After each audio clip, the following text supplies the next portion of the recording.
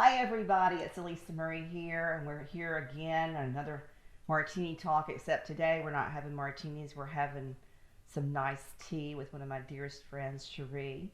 And we invite you to be a part of our conversation and hope that you guys will find some inspiration or learn something from our conversation. That's what we always try to do with Martini Talks, is just to sit down and visit and kind of just talk about everything that's going on with their lives and other people's lives, and how that goes. So anyway, so talk to me. Whenever we first started talking to each other about taking pictures, it's been how many years ago? Let's see. Jay is 4, so 4 years ago. Yeah. 4 years Yeah. ago. It's hard to believe time's flown by so fast. I know. And we have another baby too. Yes. So we have a 1-year-old too. I know. My baby just turned 1. Yes. I love my babies. Y'all know that. So talk to me. How have you guys been doing? We've got some news about Jay having cancer. Was back when, what, before COVID even hit? Yes. So we found out the 3rd of January Okay. that he had cancer. So it's well, before COVID hit, we were already pretty much with his leukemia, having to keep him inside, wear masks, and make sure everybody who came over had masks on anyway. Right, you already had, that's Yes. normal protocol when Yes. you have a baby that's got cancer. Yes. And then when COVID hit, it just made things a little bit harder, because before we were still able, when his numbers were up, we could, still able to take him to the park and let him get on the Slides and slide swings. and stuff. We still, of course, had the hand sanitizer for him, but I'm going to set my little teeth right here, too. That way I can get a little bit more comfortable and listen to you a little bit better. Feel free to do that as well if you want to. But so it was January. I remember y'all came to see me for photos. And we Yes. did Christmas photos to 2019. And, all of his whole life, there was never any indication Nope. that there was anything wrong. And then not even when you saw me for Christmas. Nope. We didn't know. The only thing, I think right before we came to see y'all for Christmas, my older sister, she kept saying, Jay looks light, like he's pale. Mm-hmm. We were like, oh, he's always been pale, it's nothing serious. And then, Well, it's kind of hard because Daddy's white. Yeah. Daddy's white, so that's not an off the cuff kind of a situation. Yeah. I mean, when the babies come out and they've got the cafe au lait already, whenever Yeah. somebody says they're a little light, you're like, okay, scratch your head. He's always light because Yes. he's got blonde curly hair like my James Edwards. So Mhm. he's got a lighter skin tone. But did you notice him getting tired? No, and that's the thing. He was always still being Jay, just running around. I know, because having he's fun. always shooting me with blasters every time he sees me. He's always Batman, or this time was Spider-Man, and Yeah. just full of energy. Full So of no energy. indication that there was No anything indication. really going on with No, with but energy. I do remember like right before January, so in December when he was going to daycare, it was pretty much every week he was coming home with a fever. Oh. And, of course we thought he's in daycare, so his, Yeah. germs. But I think it was New Year's. We had New Year's, and that's when we really started to notice it, because he was really, really pale and his lips were purple. See, that's, yeah. And so we were like, okay, let's go get some blood and see what's going on. And then the blood came back critical, and we went to Texas Children the same day we got the blood results. Yeah. So in Texas Children's, the normal protocol would already be masks, hand sanitizers, because those children are in an autoimmune suppressed state when you Yes. do the chemo. And I know that because, years ago, it's been many years ago, but I did that kids cancer calendar with the Snowdrop Foundation and actually wrote a song for the little babies, and we sang a little song together in Sugar Land Town Center called Small Miracles, and photographed a lot of children who, some of which are not here anymore, and they had different kinds of cancers. Some had brain cancers, some had bone cancer. A lot of them are still here, but there were a few that didn't make it, and that's so scary for you. Scary for me too as Auntie A, because I'm y'all's babies are my babies too. So so the first thing I remember doing as soon as you told me the news was I was hauling it on Amazon, trying to get as much coloring books, crayons, pajamas, anything I could find that would make a cape, anything I could find that would make being stuck at the hospital more enjoyable. If you have to be there, you might as well dress up and and make a fuss for the nurses to have to deal with, shoot them with your pistols and whatever, your guns and stuff, and be Batman. So you started chemo. You got the information in early January. You started chemo pretty much immediately, because that's kind of how it's always gone from my experience. And then what did they tell you? Like, as we started going into COVID, what did they say to you guys? Did they say only one parent can come in at a time? Yes. Did they start doing some different protocols? Yeah. So when COVID hit, it was before it could pretty much anybody could go to the hospital with your child if you had cancer, but now it's just one parent. Okay. So usually I go if he just has to do his regular just chemo in his port. But my husband, James, will go if he has to get spinal taps or the hard lumbar, stuff. Yeah. Because he has to be held down because they don't put him to sleep. So James usually has to just hold him down. So he goes for those. And that's got to be awful. Yeah. Victoria, and you remember the food allergies and all the journey we had to go through with her, and she stopped breathing at 7 months, and of course it's no comparison to a child with cancer, but I remember when they wanted to do the testing to see what exactly she was allergic to, because she was allergic to everything. I remember nursing her, and she would break out in a rash, and then she'd scratch the insides of her elbows and her knees till they were bloody, and if I'd eaten something that she was really, really allergic to, she'd start pooping blood.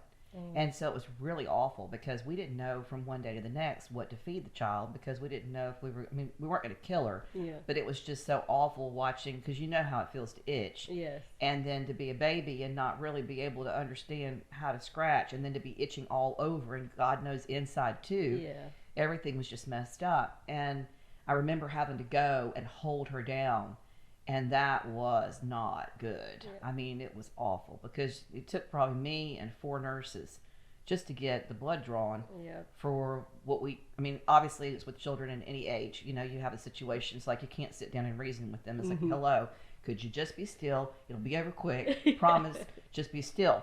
And then, no, they're going to fight like hell, because it's their instinct to say, hell you say. You're not coming at me with any of those needles and stuff. I'm going to just make it as difficult as I can possibly make it, which is just awful. But, well, I saw him. I saw you guys, about a week ago, and he looks good. Yes. He had decided to switch over from Batman to Spider-Man. Yes. He decided that it was an important task to shoot anti-air with his air blasters pretty much around every corner in the studio, which is fantastic to see. Because I was like, I asked you, remember, I was like, is he still like doing this? Because I was worried that he was going to be like tired and lethargic and fatigued. No, you can't even tell that he has cancer. You really can't. The only thing that I know, because I know, right, the hair is, normally girly and blonde and like me and like my son, and it's now gone a little bit, and there's more of a furry kind of an over on it, but that's really the only thing that you can see when you see him. And if you didn't know that when you meet him, you'd have no idea. You would never know. You'd have no idea. So what's the schedule now? You started doing the chemo obviously immediately. Was that every week, or was it? Yes, every week. Well, when we first started, it was actually twice a week. And then we got down to now we're just going pretty much once a week. Okay. And then when he finishes this round of chemo, he'll be on his, what they call his maintenance period. Okay. To where he'll only go once every 3 months. Oh, that's wonderful. And once a month just to clean out his port that's in his chest, just to flush it.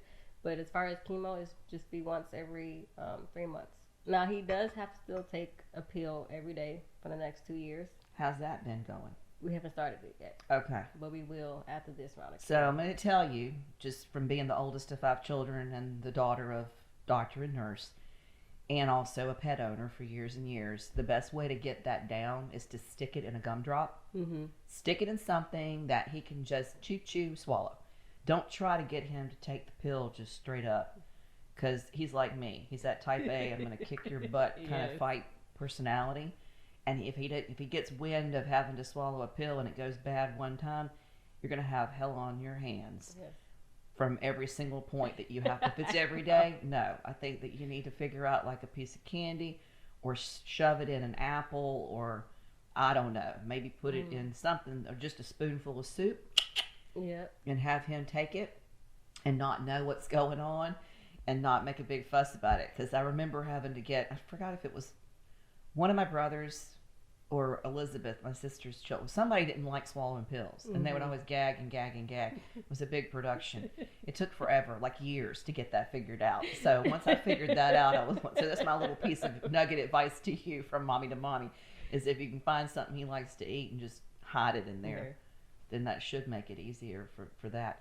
So as you've been there, you know, whenever I was doing all the work with the kids with cancer and even the mothers with breast cancer, there's a camaraderie that forms of people who are there at the same time. And so have you discovered other families as you've been at Texas Children's? Yes. They, like, we see, you know, families every day, but, and they actually have this, I guess you can call it a program. It's called, I can't even think of the name. I know it's Candlelight something, where they have a lot of the parents and kids get together and, like, well, before COVID, you know, they had, like, functions. They had, like, this, in September, which is, you know, is Children's Cancer Awareness Month. They would do in Austin, like a big parade or like a marathon, like a fundraising marathon. You know, for the kids, which of course they had to cancel this year. But we meet parents all the time with kids with cancer, and everybody they're all understanding. They know what you're going through, because they've been through it, or even the new ones, you know, that are scared like we were. You know, we all talk to them like, hey, it's tough, but, you know, you get through it. You know, the thing about it, too, is that I think that we've come so far. Yes. You know, I mean, I really believe we've come just so far. We're not there yet, right? But there's so many people who I've met in my years of photographing families and taking care of families who've had grandparents with prostate cancer, who've had children that have gotten leukemia or whatever, and mothers with breast cancer, and they've made it. Yeah. You know, it's not like, you know, you walk in and it's a death sentence. It's really not. It's just a hiccup. Yeah. It's not what you planned. It's not part of the game plan. It's just like COVID right now. Yes. It's not part of anybody's game plan to have to deal with what we're having to all deal with. I just can't imagine. I mean, I can't imagine, but it's just an awful thing to have to imagine how much more of a pain it is having this going on as a normal, not normal, but children get cancer all the time, right? Yeah. They do. Right? And this is what we do to take care of that. And there's a lot of technology there to do it, and a lot of children are coming out on the other end of that just perfectly fine, right? Throw in COVID. Now you've got a whole nother hot mess to deal with, which is aggravating, because I remember it was probably March or April. One of the moms had to take her mom to the hospital. And she was just, you know, she's like you. We're texting each other back and forth, checking on each other. And she sent me a message. She goes, they won't let me in the hospital. They were asking me all these questions about, have I been to this? Have I left the country? Have I done this? Have I done that? I said, yeah, girl, it's not even the same. Like, I mean, you can't just walk in the hospital. Nope, not anymore. Which, I mean, is a good thing. Yeah. And so I imagine that you probably feel, if you could find a place to be in a bubble and feel safe, the hospital is probably the safest. In this situation, it's actually the safest place to be for him. Because when you're in the hospital, they're making the protocols they've leveled it up. Yep. You know, it's not like if, you know, I wouldn't want to go to the hospital. In fact, I haven't visited the hospital. I've made all my doctors do the telehealth on the iPhone. I'm like, dude, if you want to talk to me, we're good. FaceTime. And they're like, that's not the way I said, nope, that's how I do it. If you want to talk to me, this old artist is perfectly fine. Charge me the copay, whatever you need to do. FaceTime. Because that's the way I know how to do it, right? It's just like all the other new technology out there. It's all, you know, not easy for the 50-plus-year-old people. You know, that's why James Everett's in charge of all this YouTube stuff, because it's good. I mean, I know how to talk, but I don't know how to do all the rest of that stuff, and it's a whole lot more behind the scenes than just press and, you know, record. But I could imagine that it would be almost I don't want to use the word safe haven, because it's not what you think about when you think about the hospital, but that's one less thing you have to worry about when you're in there getting that treatment. You don't have to worry about, I'm going to catch COVID. Yeah. You know, it's for... Yeah, because they do extensive screening before you even walk in the door every time we go. Every time. So it's good. Yeah, it's good.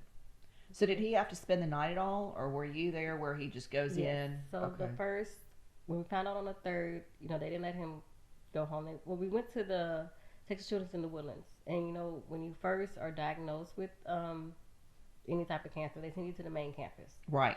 So he took him to the main campus, and we were there for, I would say, 10 days. 10 days, and then I think that's when I sent you the pajamas. Yes. Yeah. Because we didn't know how long he was going to be there. Yeah. So he was there for 10 days, and then after 10 days, he was able to come home.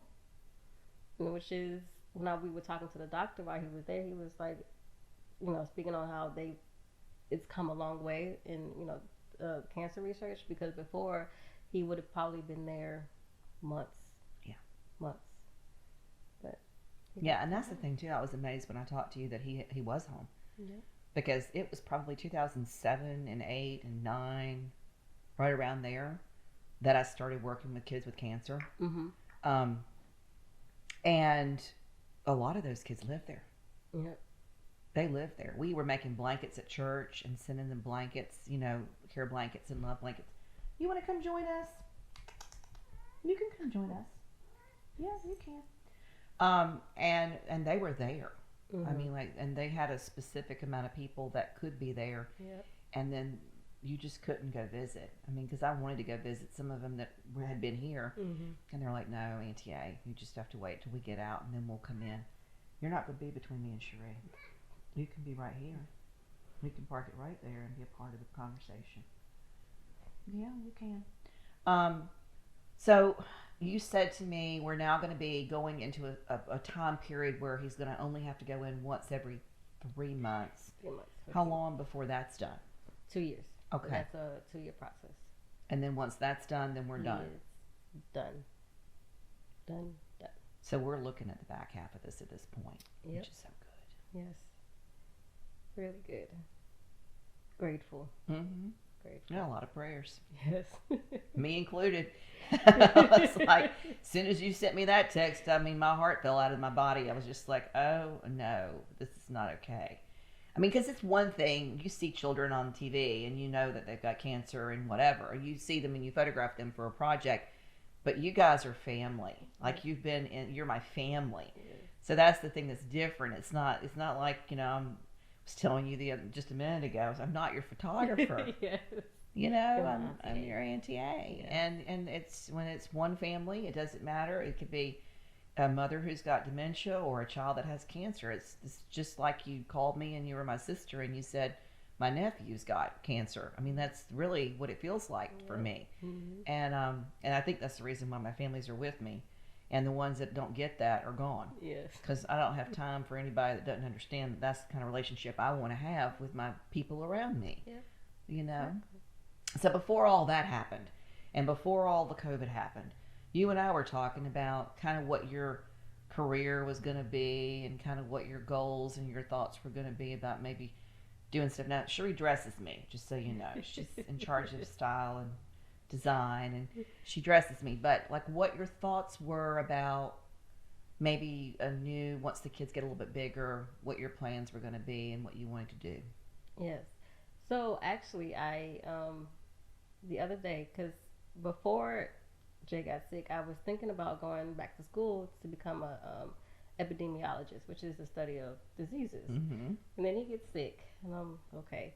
But actually, the other day I went online to see any schools that could I could get my master's in for that, which would be UT. So my goal is to start doing everything I need to do, which is take the test and all the stuff to get into school. Right. And to hopefully by the fall start school back and get my degree, my master's degree. Yeah, because your undergraduate's in what? It's under criminal justice. So see, you and I were on the same page. Yeah, I remembered that.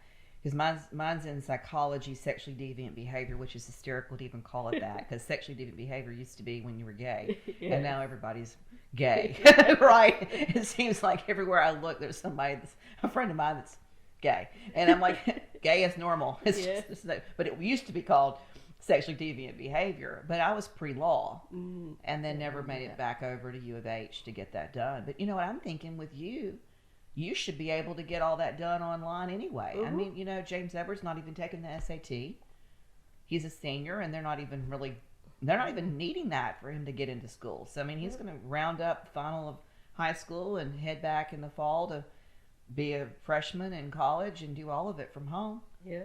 I mean, you could do that with the boys at home and keep trucking, can't you? Do they offer a master's online? Not with. Well, it's kind of hard with epidemiology because you have to have a microscope. Oh, that's the you thing. Need lab work. I need the lab work. Yeah. And with blood samples and stuff. So that I would have to go to school campus. Yeah. And get that done. But I mean, just like I would guess like just the regular courses I don't have to deal with the lab, but with the lab parts I could do online, but everything else I'd have to. You'd have to go in. Well, I mean, still that would still maybe only be a handful of classes. Yeah. Because I don't know what that master's degree program is. It a 2-year program? It's a 2-year program. Yeah. Mm-hmm. So it's probably at least 5 or 6 classes that you're going to have to be in the lab. Mm-hmm. I would think. Yeah, I would think. So too.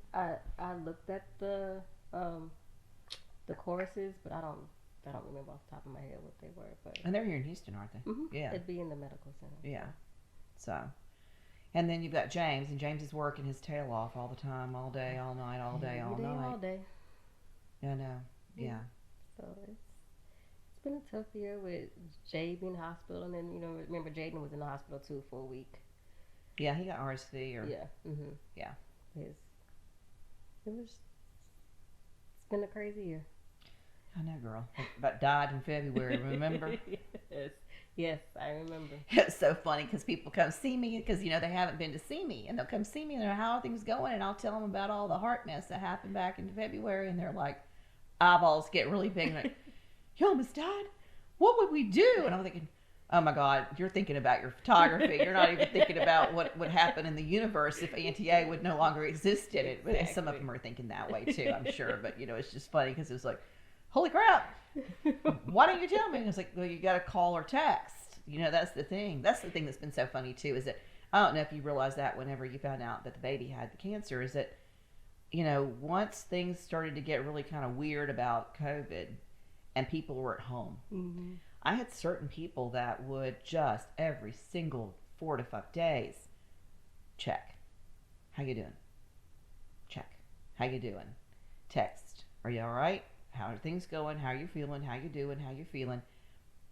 And then others that I, thought, I guess, wrongly, mm-hmm. gave a crap, right? And they haven't even checked. And then I have some that are unbelievable that I've sent messages to and said, hey, there's only so many limited spots for the fall because I have to stagger everything because, mm-hmm. Being in the business that we're in, we're in a business where we got children involved here, yes. right? Mm-hmm. So we can't wear a mask on a child and take a picture. Yeah. So there's a different level of protocols that have to be in place for things to be safe. And I have a lot of stuff I have to do in between people coming and going. Plus you're coming and going in my house. Mm-hmm. And I'm in that Corbid, whatever morbidity, I never even say it right, that little group of people that could maybe not be well. Yeah. And they haven't called me back. And I'm like, well, maybe I just thought, like, maybe I thought our relationship was more important. Yes. And it's interesting because whenever people get sick, that always comes out, doesn't it? Yes. It didn't even matter if it's COVID. It just always comes out. Mm-hmm. The true essence of who people are and whether they're really feel you're dear to them. Then who are your true friends. Yes. Which is kind of, I guess it's a way of revealing stuff, but at the same time it's kind of nerve-wracking too, because I always hate to think that I love you more than you love me. Yes. Or I love you and you don't love me at all. And that's always sad. It is. Which is kind of crazy. It's interesting that you've decided, like I did too, like this whole thing has been a neat opportunity. Not the cancer, not the COVID, but the chance to sit back and go, okay, what am I doing right now with my life, and what do I want to really be doing with my life? Exactly. And what am I going to do to make a difference? And how is that going to look? And what's the next step? I think. I went yesterday. I was telling you, I went yesterday to see one of my babies. And he was upset because he wanted me to be there. And last weekend I was supposed to go, and his dad was taking him. So I went and switched it up and went yesterday. He sits and watches this YouTube channel. He sits and watches it. Like he watches Auntie A. He was critiquing the tomatoes. he was talking about the Sweet Life on the flour and the sugar. He said, well, you've got 137 subscribers. Auntie, that's really good. I'm like, no, baby, I need 10 million. That's not that good. 137 is a start. Taps me on my arm. Be patient. You know, I'm like, what? This is just, he's just so precious. And then you said the same thing whenever you came to see me last week. You were like, we just watch you on TV, watching it too. Yeah. So, you know, at the end of the day, I feel like if all this ends up being is just entertaining to those that love me and watch me, and like a history book of recipes from the family and how to do something in the garden or whatever, or an experience for the children to come play with me and cook, Yes. then it's okay. It's okay. But I feel like, for me at least, this particular platform has given me something to do that's safe. Yeah. And that I'm not going to go crazy. Mm-hmm. Because y'all all know that I like to go, man, go. And I cannot go, man, go. And I hate it when I see people, I can't just squeeze them. I want to hug them and kiss them and squeeze them. And being an extrovert sucks really bad right now. Because, you know, we like to be around people. Yep. You know, and virtual's okay, but virtual's not the same. Not the same. No. In fact, somebody this morning on the news was talking about how he was smiling really big with his mask on, trying to, like, he thought he was thanking somebody that was working as an essential worker. And the person didn't respond to him at all because they couldn't see his smile. And so he was, in his, I forgot the reporter anyway, but he was talking about, we have to use our words.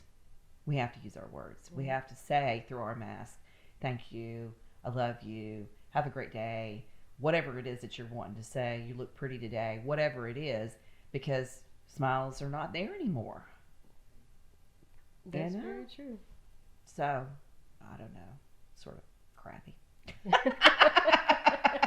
That's what I feel like this whole year should be called, is the year of crappy. Yes. Or the year that never was. I swear to you, though, you know, it's interesting to me because I was born February the 20th, 1970. And I always thought, I even thought about starting a company or like I don't even know, a website or something funky. You know me, I'm always trying to do something new. Because it was really cool. The whole numbers are like 022020. Oh, like, yeah. My birthday's 20 and then 2020. So 02, reversed it. And, you know, February, and then 2020. That's going to be a cool year. Like, that's so cool. Like, it's just a really cool, like, group of numbers. And I think back and I thought about that. I'm like, oh, what was I thinking? I'm like, that's not a year that we want to mark down in history or put together for anything, or start a company and call it 2020. I mean, nobody wants to do that.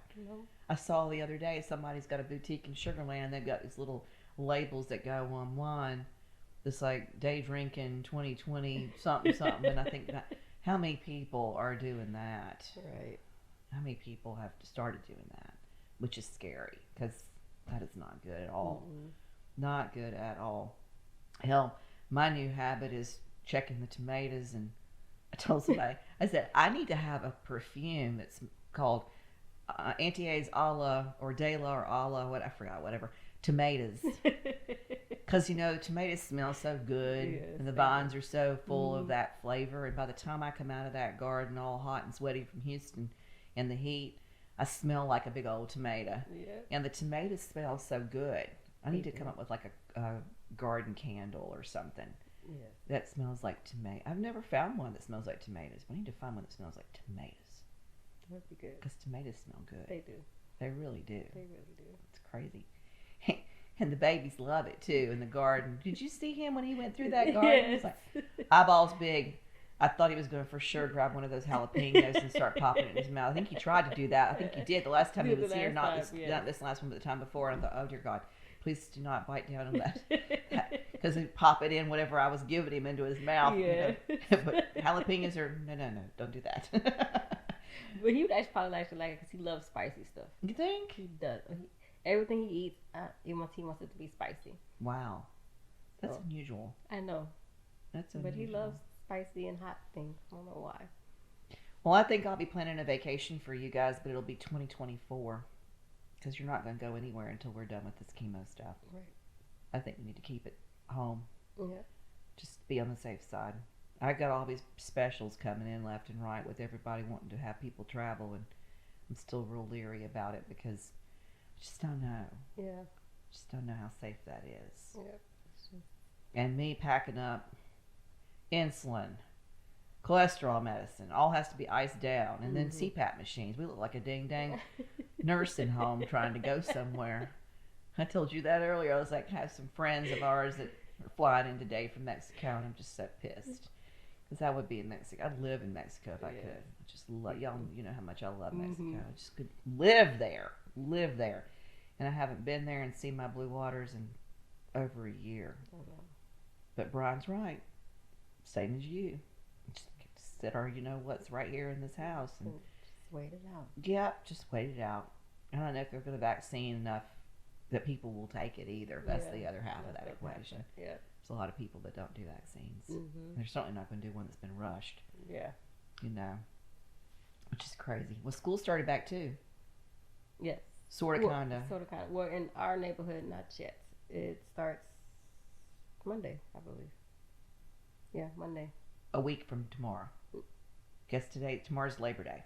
Oh yeah, so a week from tomorrow. So it will be. So maybe Tuesday. This week then. Yeah, this week coming up. Is it virtual or is it? I think the kids in our district got to choose. So I think, or it might have been like mostly virtual, but they had to go to school for 2 days out of the week, and then everything else was at home. Oh. So they go to class for 2 days, and then every on the computer the rest of the days. Okay. And I think they switched flop. Like some kids would go Monday and Tuesday, others Wednesday, Thursday. Oh, okay. And then at home, we weren't at school at home. Okay. So you're still going to have to manage all of that too. When it goes back, and hopefully after this, hopefully you should be able to go back to school in January. They said. Oh. So he'll be able to be around kids in January. Well, that's good. That's really good. Yeah, because you guys have been at home for all of it. And there's a lot of kids that the parents don't want them to go back anyway. Yeah. It's so funny. You got mamas that are just absolutely pulling their hair out, wanting to go back so bad because they just cannot stand the whole idea of trying to homeschool. Yeah. Wiggling in the seats, little ants in their pants, can't keep them settled and seated. And it's so funny to me because, James Edward, even Victoria Ann, both of them were partially homeschooled. And hell, I was running a company. I just think it has to do with some discipline. I mean, I hate to say that. That sounds terrible, but, and that's the thing. It hadn't affected me one iota, this whole idea of working from home. Hell, I've fought to be able to work from home. Remember when the HOA was trying to kick me out of here? And I put my heels in the sand. I'm like, I want to work from home. You get so much more stuff done. Yeah. If somebody shows up an hour late, God hope that they wouldn't, but some do. They do, unfortunately. You know how people are. Yeah. Some people, I should say. When they show up late, you can throw a load of laundry in. Yeah. If you're stuck in an office somewhere in Houston, there's a lot of stuff that doesn't get done. Yeah. But I remember telling the kids when they were little, I'm like, you're going to do that spelling right there, and I'm going to go in the studio and shoot some pictures. And when I come back, if that spelling words are written 5 times each or whatever it was that's done, then you can have 10 minutes on your Nintendo or whatever it was that they were into at the time. Or, whatever. I think it was, what were those little funky looking little animal people dressed up? They had like a purple one, a yellow one, a red one, and a Teletubbies. Teletubbies, yeah. Yeah, Victoria Ann. I mean, she'd do anything for a Teletubby video. Anything. And then it was teacup underpants. I don't know if I told you that story because you already potty trained the boys. Well, not the baby, but you've been through the process of potty training. She was not interested in any kind of motivation on candy or whatever. My brothers would always tinkle in the potty for M&Ms, right? And so here I'm with this daughter, and I'm like, what am I going to do with this kiddo? She won't go to the bathroom in the potty. And she went with me to Jamboree one day at the mall over there in Sugar Land, and she saw this little pair of panties that had cute little teacups and like flowers and crap on them, and she wanted the teacup panties. And I said, if you want the teacup panties, you have to pee in the big girl potty. That child took those pull-ups off, put on the teacup panties, and never peed in her pants again. It's like she was a fashionista from 2 or however old she was, 18 months or whatever it was that the age was when she finally, got around to doing that. So, well, have you guys seen a lot of stuff going on with the retail? Because, I mean, you're in retail right now. That's kind of what you've been doing. Have you seen a drop in retail? Well, I had to stop working there, but when I went back maybe about a month ago, yes, it's declined. The store I worked at on a Monday through, I believe she said Thursday, maybe Friday, they were lucky if they made $100. Oh, wow. The weekends, better. But of course, that was more towards the beginning of COVID. That was maybe, then they started back to work in April. So I might have went there in maybe May or June. But I'm sure it's probably picked up since then. I haven't talked to her, but before they were lucky if they got $100 a day. Well, it's been funny because people are like, we're living in pajamas. Mm-hmm. Nobody's buying any clothes because they don't have to wear clothes. They can just wear like a shirt and whatever they want to on their bottoms and do the little Zoom calls, and they don't have to be dressed. Exactly. And I guess people are not motivated to get dressed. Mm-hmm. Another reason why I'm so happy about this YouTube channel, because it forces me to get up and put my wig on and my makeup on and my jewelry on and my dresses on and be cute. Yes. But I wondered about that because there's a lot of people who spend a lot of money on clothes because they have to be in business meetings and court and whatever their jobs are. And if they don't have to do that anymore, there's going to be a lot of retailers that are really going to suffer. Yeah. So, like I said, that was before now. I'm sure it's probably picked up since then, but I haven't talked to her to even ask her. But before it was bad. Well, they were talking about turning the malls into grocery stores. That would be kind of funky. Can you imagine the Galleria as a farmer's market? I mean, I might actually be able to go and have a little booth there and sell some tomatoes and some salsas and some jalapeno raspberry jelly. Yes. Eventually, when all this, takes off a little bit more than it has. I mean, I've done really good, I think, with the garden. And you've seen the garden. Yeah. For not being in the gardening for a long time. I mean, I've always had one, not like this. It's a lot of work. Yeah. Even yesterday I went out there and I'm like, oh my God, I've got to pin this and tack this. And I ripped the cucumbers out yesterday. Somebody had eaten the last one that I'd worked so hard to grow. Some animal had taken it and bitten half of it off and laid it on the ground. And I was like, that's it. I am done with the cucumbers for 2020. Every one of them. I had one I grew to like this huge mountain. It was gorgeous. You remember seeing it? Yeah. And then it rained and drowned. I went out there the next day and it looked like straw. And I was like, what's this?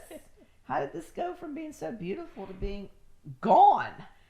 It's just crazy. But there's a lot of cool stuff to learn from having a garden. And it'll be interesting to see if they do take the malls and turn them into the grocery stores and stuff. But I think that a lot of people are going to come out better after all this. Oh, yeah, definitely. I think they're going to come out better.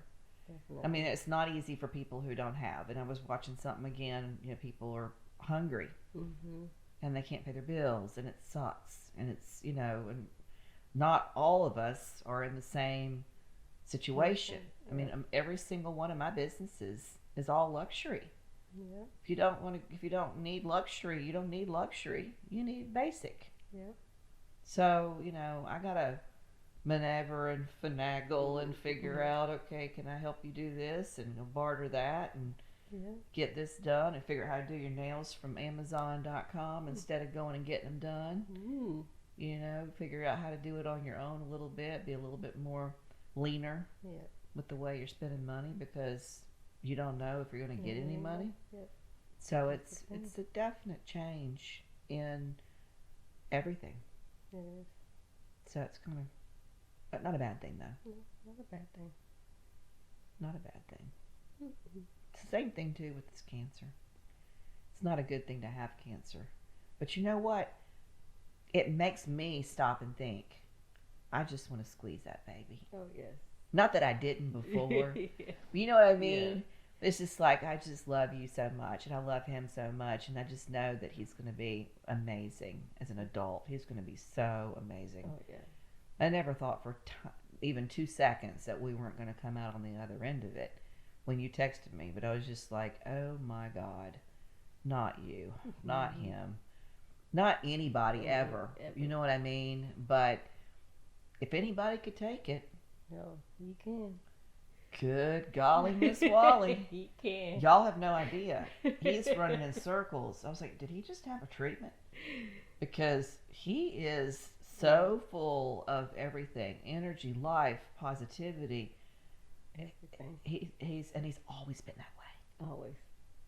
He's always been that way. Mm-hmm. It's not changed him a second, not a bit. Because I remember trying to get, remember, come on, let's smile. Rah!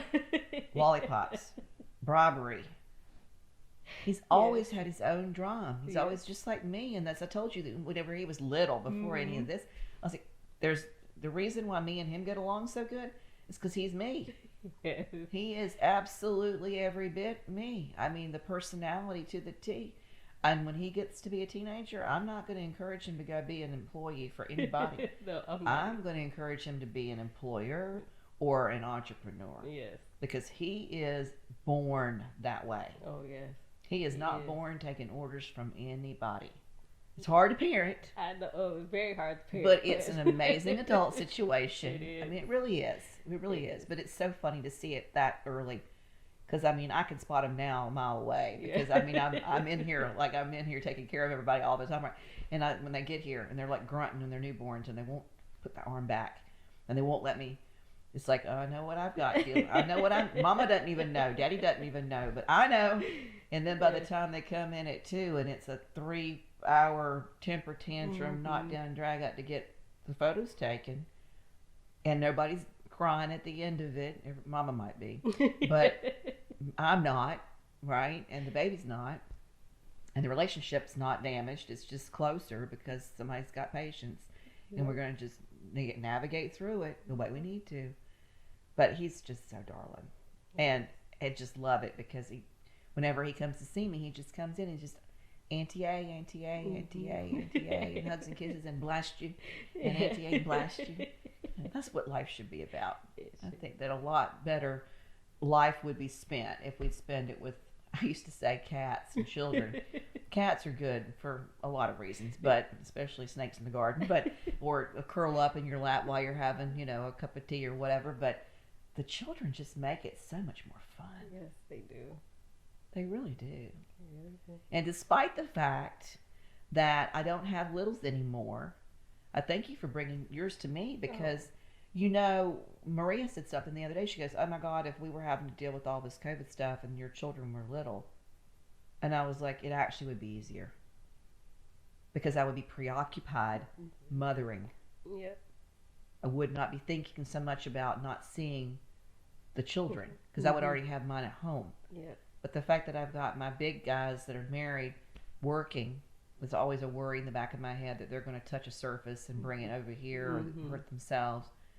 And of course, James Ever going off to high school, and I got him that electronic mask, which lasted all of one day, and he refused to turn it on. And I'm like, this expensive mask that's supposed to aerate through your face works only if you press on. Okay? If it doesn't get pressed on, it doesn't work properly.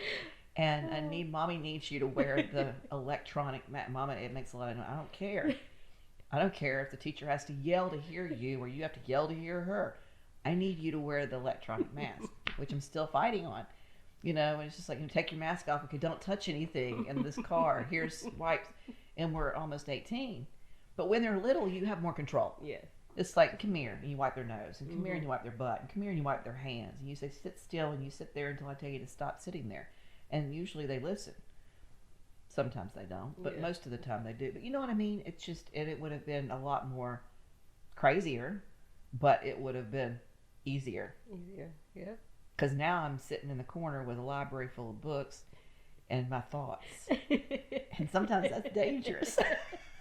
You know mine. You know my thoughts. Sometimes that's dangerous. Like, oh shit, she's getting ready to start another company. She's going to start 10 companies. Like, because when I get bored, I just have to go do. And so it would have been easier if I was changing diapers and half the night sleep deprived with babies and stuff. So, but anyway. Well, I thank you for being here. And I love you good. You know that. You too. Guys, I hope that you have enjoyed listening in to our Martini Talks. Spent a lot of time over the years visiting with children who've had cancer, and it's not an easy thing to go through, especially not during COVID. But it's really joyful to see a child that's just really doing well. Even though we're dealing with it, we're still just doing so well. Like, it's just, he hasn't skipped a beat. Not one. Not one. So, anyway. Well, we hope that you've enjoyed listening to us, and we look forward to seeing you again on another Martini Talk. You take care.